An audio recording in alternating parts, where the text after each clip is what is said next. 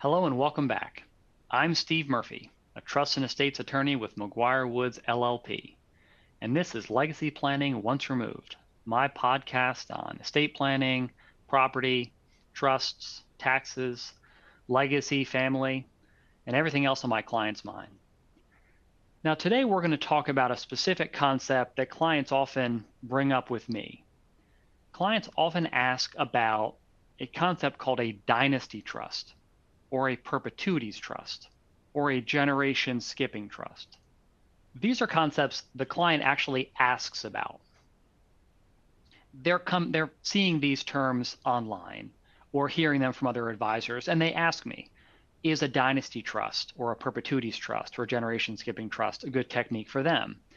What they have in mind is something that will last for a long time. But as we'll see in this episode, those terms are kind of misnomers, but I'll get to that.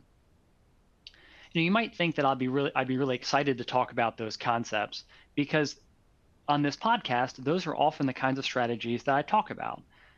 To be clear, my clients don't always put in place a trust that will last for a long time. Plenty of clients end up with very simple and straightforward estate plans, but I want my clients to at least consider those kind of trusts so they can rest assured they thought through the options. And again, in some ways, these types of trusts is what this podcast is all about. This podcast is all about those structures, again, whether outright or in trust or simple or complex, that carry out your wishes even after you're gone or even after you've made the gift. That is, they carry on even after you're removed. So we want to come back to these three aspects of a trust that we talk about on this podcast: access, control, and flexibility. Access, who are the beneficiaries, who can get distributions from the trust. Control, who are the decision makers, like the trustee, with respect to the trust. And flexibility, are there opportunities to modify the trust over time, and who can exercise that flexibility? So let's come back to these concepts or these terms in light of those three aspects. Let's start with the dynasty trust. Well, the term dynasty comes from the Greek, and I'm going to mispronounce this, dynasteia, and it means power or dominion. But what dynasty has really come to mean is a succession of rulers. So think of a monarchy that might have a dynastic chain of rulers. What you're really talking about here is multiple rulers over time, not just one ruler who's had a long run. Now, as an example, when you think about a sports dynasty, I don't think that's about multiple championships by one team. I think that actually refers to multiple players and maybe multiple coaches. We can get into that debate later. So we're talking about, in a dynasty, a change of people over time. So how does that apply for a dynasty trust? Well, a dynasty trust then would be a trust where there are multiple people involved over time. And I think what we really have in mind is multiple generations, not just a trust that would benefit your generation or the next generation, but grandchildren or future generations in the future. Clients also ask about something called a perpetuities trust.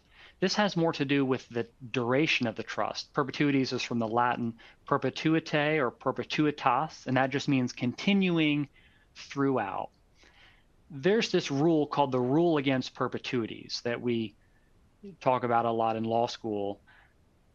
It's a common law rule that limits how long assets can stay in trust. Generally speaking, it used to be the case that assets could only stay in trust for the lifetime of people who are living right now, plus 21 years, plus some period of time, after those people's deaths.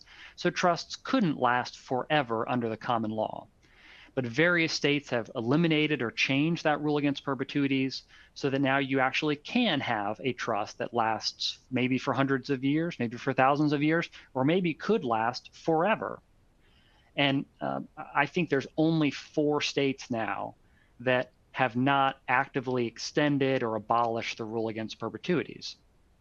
So most states allow this kind of trust with a long duration.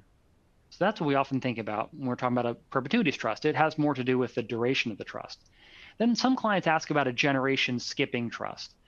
Well, I think what they have in mind here is a trust that can benefit grandchildren or great-grandchildren, but not a lot of clients actually intend to skip their children or skip the second generation, what they often have in mind is a trust that could benefit future generations. So I like to use the term dynasty trust, again, to emphasize the succession of beneficiaries within the trust. But when we think about any of these types of trusts, there's no such thing as a pure dynasty trust or perpetuities trust or generation skipping trust. Rather, those terms are almost too general. If a client asks about those techniques, I would say that what they're really asking about is a trust with dynastic potential or dynastic aspects, or a trust with perpetuities potential or generation skipping potential. And again, we're going to evaluate that potential of those aspects in light of those three concepts of trust we talk about: access, control, and flexibility. When we think about this kind of trust with dynastic elements, there's often two aspects. There are tax aspects and non-tax aspects, or there are tax goals and non-tax goals for these kinds of trusts. For tax reasons, these trusts are designed to avoid or manage estate tax for future generations. And to do that, that kind of trust should be made exempt from generation skipping transfer tax, a separate kind of transfer tax that applies to trusts or transfers over multiple generations. There's another episode on GST tax. It's a complicated area of the law. And then for non-tax reasons, this trust is designed to manage assets on behalf of individuals for generations, that dynastic element. And to accomplish that, the trust should waive or extend the rule against perpetuities and should name those multiple generations as successive beneficiaries. So instead of just thinking about a dynasty trust, we should think about these dynastic elements to a trust. How are we going to accomplish these overall tax and non-tax goals? Well, as one example, this dynastic type trust allows distributions from multiple generations of beneficiaries to generation 2 and generation 3 and generation 4, allowing them access to funds, but importantly, without triggering inclusion in a beneficiary's estate for estate tax purposes, and maybe even without triggering that generation skipping transfer tax. This dynastic type trust also can be designed to protect the assets from the creditors of beneficiaries, again, for generations. It typically waives or extends the rule against perpetuities so it can last for successive generations.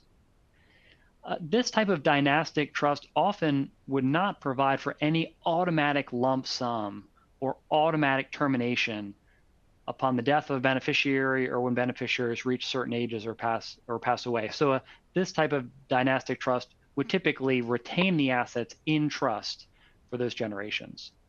But that being said, this trust with dynastic potential could still allow flexibility.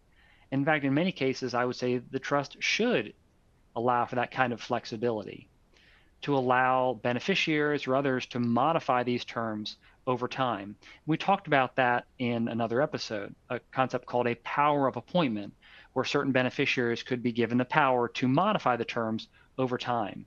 That could be an important way to build in flexibility to this trust because, again, in other ways, that trust will last for generations. We want to build in flexibility. So for the Dynasty Trust, recall these primary goals, allowing beneficiaries to have access to funds in the trustee's discretion, avoid inclusion in a beneficiary's estate for estate tax purposes, and avoid that GST tax. Then there's all sorts of secondary goals. Maybe it's addressing income tax liability for beneficiaries. Maybe it's asset protection for beneficiaries. Maybe it's striking the right balance of asset management and asset protection, and also building in flexibility. So as we think about this type of trust with dynastic potential, there's no specific formula. It all comes down to what are the client's goals for this trust? How should it last over generations? And then how are we going to structure the right kinds of access, control, and flexibility to make sure the client's wishes are carried out, but with this dynastic potential. Now, one last comment to make. A lot of clients ask how they should fund this trust with dynastic potential. And I don't think there's any right or wrong answer to that either. Maybe I would make this distinction. If the client just wants to fund the dynastic trust in a way that's efficient for estate tax purposes, then the best assets to use are assets that will appreciate and grow over time. As one example, life insurance can be a great asset to use to fund this kind of dynastic trust. The life insurance policy might be purchased at a relatively low value or paid over time at relatively low premiums. And then if a beneficiary passes away during the term of the trust, then the death benefit is held within that trust. It can be a very efficient way to transfer assets with reduced gift and estate tax. Closely held businesses can also be a good asset to put into a dynastic trust. Again, leaving aside questions of who will manage that business, the business itself might spike or grow over time, and all that appreciation will be inside the trust and outside of beneficiaries' estates for estate tax purposes. There's also considerations, though, of what assets to use to fund the trust for non-tax purposes. Lots of clients like the idea of funding this dynastic type trust with that family cottage, that family farm, that family vacation property. We've talked about that in another episode. I think clients really like this idea that over generations, this trust will be the owner of this family property, and it can provide rules of how it'll be used over time. Now, I just want to warn you, even though that sounds like a great idea to put the family cottage into this kind of trust with dynastic elements, I think there's two concerns we have. One is, for tax reasons, this might not be an efficient way to transfer wealth over generations. As we've talked about in the other episode, family cottages often actually cost a great deal of money over time. So the value of the trust might actually go down if it owns that family cottage. But then there are important non-tax concerns that we have for putting the family cottage into the trust. Recall, as we discussed in that other episode, this might not be something that the children want, let alone the grandchildren would want to own and use this family cottage over time. So putting that cottage into a trust with dynastic elements might just complicate things and might go against what the wishes of future generations would be. So again, as you're thinking about putting that type of family cottage or family farm into a dynastic trust, consider those elements of access, control, and flexibility, and maybe check out that other episode on the family cottage. So as we think about dynasty trusts, perpetuities trusts, generation skipping trusts, and those are just labels for a general class of trust, I would encourage the client to think instead about how should we structure this trust in terms of access, control, and flexibility. And if you do want the trust to last for future generations, we want to build the right kinds of structures to make sure your wishes are carried out. I'm Steve Murphy, and this has been Legacy Planning Once Removed, my podcast on thoughtful estate planning. Thanks for listening.